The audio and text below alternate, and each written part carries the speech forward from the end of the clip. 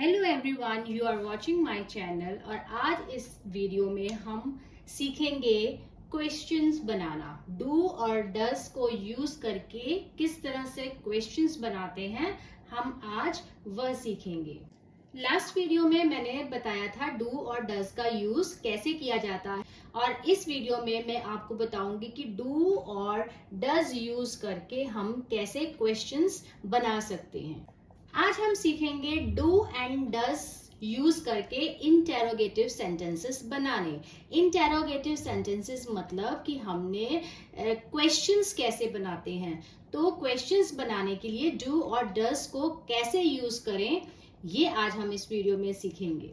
जैसे अगर मैं हिंदी में बात करूं कि क्या आप बैंक में काम करते हैं, क्या आपको स्विमिंग आती है, क्या आपको आम खाना अच्छा लगता है, क्या आपको कॉफी पीनी अच्छी लगती है, तो आप रोज आते हो, क्या आप रोज जाते हो स्कूल, क्या आप रोज स्कूल जाते हो, क्या आप रोज ब्रेकफास्ट करते हो।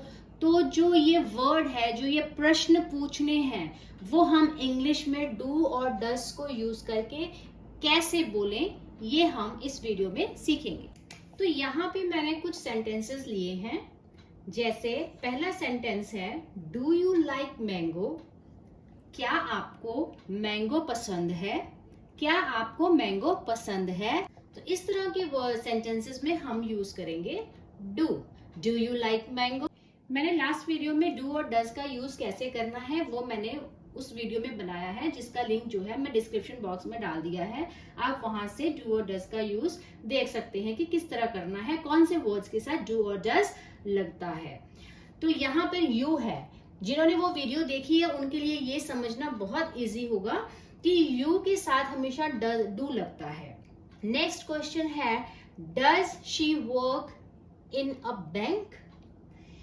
डज, क्या वह बैंक में काम करती है? क्या वह बैंक में काम करती है? ऐसे क्वेश्चंस के लिए हम यूज करेंगे डज। डज क्यों यूज करेंगे? क्योंकि डू और डज का मीनिंग तो सेम है। डज हम तब यूज करेंगे जब कोई सिंगुलर के बारे में, सिंगुलर पर्सन के बारे में बात हो रही हो। यानी कि शी क्या है? सिंगुलर, यानी शी के साथ हमेशा डज ही लगता है।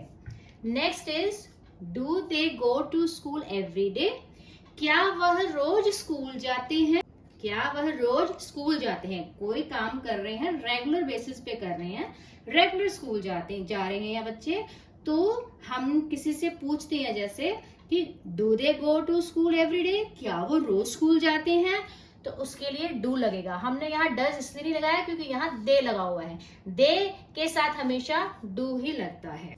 Next is, does Ritu get up early? क्या रितु जल्दी उठती है?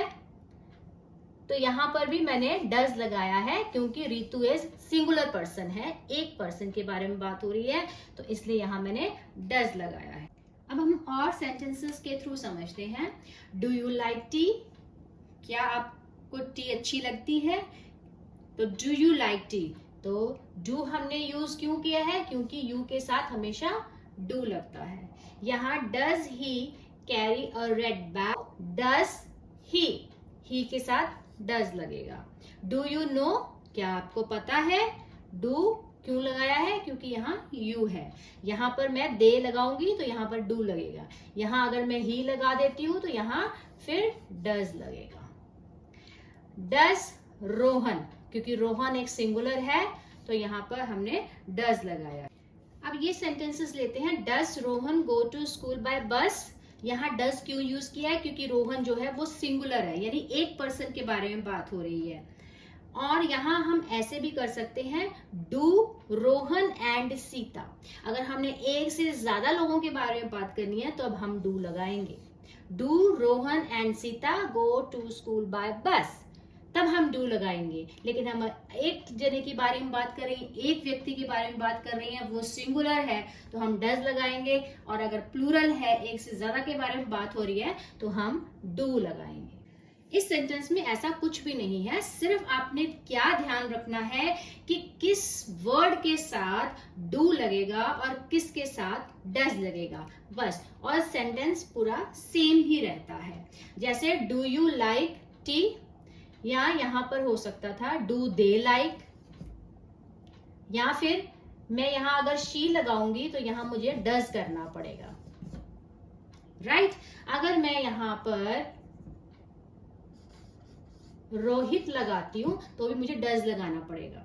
अगर मैं यहाँ रोहित एंड मीना लगाती हूं तो मुझे यहाँ पे फिर डू लगाना पड़ेगा। तो बस इन्हीं दो वर्ड्स का हेर फेर है, बाकी सेंटेंसेस हमारे नॉर्मल ही चलेंगे। सिर्फ हमने देखना है कि डू के साथ क्या लगता है और डज के साथ कौन से वर्ड्स यूज करते हैं और क्या लगता है, बस हमें यही ध्यान रखना है और इसी को ही लर्न करना है। डू के साथ क्या लगता है, डज के साथ क्या लगता है, ये मेरी लास्ट वीडियो में मैंने इसे मेंशन किया हुआ है। मैंने उसमें बताया हुआ है कि कौन कौन से वर्ड्स डू और डज के साथ यूज होते हैं। वो जो लिंक है वो मैंने डिस्क्रिप्शन बॉक्स में डाल दिया है, आप वहां से जाके आप वीडियो देख सकते हैं।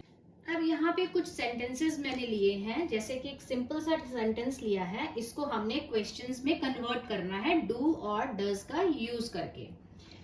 This story teaches us a lesson. सबसे पहले तो हम ये समझेंगे कि इसमें हमने डू लगाना है या क्या लगेगा, व्हाट लगेगा या डिड लगेगा या क्या लगेगा, पहले ये हमें सोचना है।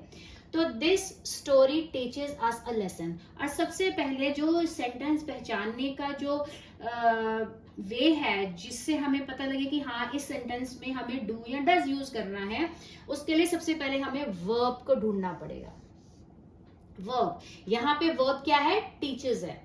टीचेस है यानी कि सिखाना, है ना, टीचेस वर्ड है। जहां पर टीच के साथ एस या ई एस लगता है, वर्ब के साथ एस या ई एस लगता है, उसी से हमें समझ जाना चाहिए कि यहाँ पे डू या डज लगेगा।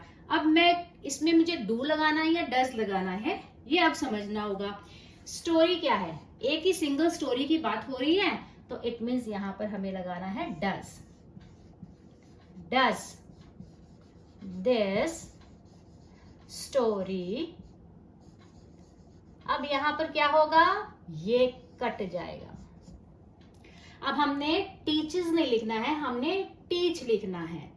जब भी किसी सेंटेंस में अगर हमने सेंटेंस को अगर क्वेश्चन में चेंज करना है, जब डज आ गया है तो उस सेंटेंस में दोबारा एस नहीं आएगा। यानी कि अगर वर्ब में अगर एस ई एस है तो क्वेश्चन बनाते समय हमें एस ई एस को इंक्लूड नहीं करना है, इसे हटा देना है। सिर्फ टीच लिखेंगे, teach us a lesson. Next है माला वर्क्स इन अ बैंक।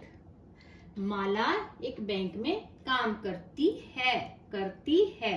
तो इसमें भी क्या है, वर्ब जो है वो वर्क है, और वर्क क्या है, एक वर्ब है। तो इसमें क्या लगेगा, इसमें लगेगा डज। क्यों डज लगेगा, क्योंकि माला एक व्यक्ति के बारे में बात हो रही है, यानी सिंगुलर। डज माला, अब यहाँ पे क्या होगा, वर्क लिखेंगे या वर्क्स लिखेंगे, यहाँ पे हम लिखेंगे सिर्फ वर्क, यानी एस हमारा कट जाएगा। इन अ बैंक। नेक्स्ट है शी गेट्स अप अर्ली, वो जल्दी उठती है। यहाँ पे ही भी हो सकता है, यहाँ पे ही भी हो सकता है, यहाँ पे किसी व्यक्ति का नाम भी हो सकता है, यहाँ पे मैंने यहाँ शी लिखा है। तो शी गेट्स अप अर्ली, तो इसका क्वेश्चन कैसे बनाएंगे, वह जल्दी उठती है, क्या वह जल्दी उठती है, तो क्या बनाएंगे, तो सबसे पहले हम वर्ब ढूंढेंगे गेट्स। इसमें फिर हम ढूंढेंगे कि इसका जो सब्जेक्ट है वो क्या है, शी है। शी एक व्यक्ति है, तो हम यहाँ लगाएंगे डज शी। अब गेट्स नहीं होगा, क्या होगा, गेट होगा, क्योंकि एस हट जाएगा, एस को हटा देना है। And up early. और सेंटेंसेस लेते हैं जिससे हमें इस कॉन्सेप्ट को समझने में और आसानी हो। जैसे कि ये सेंटेंस है, they always carry a red umbrella. क्या वह हमेशा रेड अम्ब्रेला ही लेते हैं? वह मतलब कि दे मतलब एक से ज्यादा की बात हो रही है, एंड ऑलवेज, बट इसमें वर्ब क्या है? कैरी है, मगर वर्ब के साथ एस और ईएस नहीं लगा है। लेकिन ये जो सेंटेंस है ये क्या है? ये प्रेजेंट शो कर रहा है, यानी कि वह रोज अम्ब्रेला, लाल अम्ब्रेला लेकर जाते हैं। क्या वह रोज लाल अम्ब्रेला लेकर जाते हैं? तो सेंटेंस जो है ये प्रेजेंट शो कर रहा है, और ये रेगुलर बेसिस पे यूज कर रहा है कि वो रोज ही लेकर जाते हैं, रेगुलर एक रूटीन में लेकर जा रहे हैं। तो जो सेंटेंस है ये प्रेजेंट टेंस शो कर रहा है। तो यहाँ पर जो दे है ये एक से ज्यादा लोगों के बारे में बात हो रही है, तो यहाँ आएगा do they. Do they always, carry का कैरी ही आएगा, और रेड अम्ब्रेला, राइट। अब आता है next question. Next sentence is Ram and Rita know everything. Ram और रीटा को सब कुछ पता है। क्या राम और रीटा को सब कुछ पता है? अगर हमने किसी से प्रश्न करना है क्या राम और रीटा को सब कुछ पता है, तो कैसे बोलेंगे इंग्लिश में? तो इसमें यह है कि सबसे पहले हमने देखना है कि राम और रीटा, ये एक से ज्यादा लोगों के बारे में बात हो रही है। नो, यहाँ पर एस और एस कुछ नहीं लिखा हुआ, नोज नहीं है, सिर्फ नो लिखा है, क्योंकि जब जो ये एक कॉन्सेप्ट है डू और डज का, जिसमें कि एस और ई एस कहाँ लगना है, डू के साथ लगना है, डज के साथ लगना है, किसी सेंटेंस में वर्ब में ऐसी ई एस, तो ये जो वीडियो है मैं अपने आने वाली नेक्स्ट वीडियो में बनाऊंगी कि कहाँ पर, यहाँ पर जैसे कि एस नहीं है, आगे एस ई एस यूज हुआ था, तो यहाँ पे नहीं हुआ है। ये सारे कॉन्सेप्ट जो है ये नेक्स्ट वीडियो बनाऊंगी, तो उसमें ये आपको क्लियर हो जाएंगे। एक से ज्यादा लोगों के बारे में बात हो रही है, तो यहाँ हम क्या यूज करेंगे? Do. Do Ram and Rita know everything, right. और यहाँ क्वेश्चन मार्क डालेंगे क्योंकि ये क्वेश्चंस पूछ रहे हैं। ही स्माइल्स अ लॉट, अब आ गया ही, एक सिंगुलर पर्सन के बारे में बात हो रही है, इसलिए इसमें वर्ब में एस यूज कर दिया है। तो इसके एक स्पेशल वीडियो बनाऊंगी जिसमें मैं आपको ये सारे कॉन्सेप्ट्स जो है क्लियर करूंगी कि ही के साथ स्माइल्स क्यों लगाया है, वर्ब में एस एस लगा है लेकिन दे के साथ नहीं लगा है। तो ही स्माइल्स अ लॉट, यानी ही है तो डज लगेगा, डज स्माइल, अब एस जो है ये कट जाना है, does he smile a lot, right, does he smile a lot. इस तरह से आपने इस सेंटेंसेस को जो है क्वेश्चन में अगर आपने कन्वर्ट करना है तो वो इस तरह से करना है। सिंपल सेंटेंस को सबसे पहले क्या करना है, हमने देखना है कि ये टेंस कौन सा है।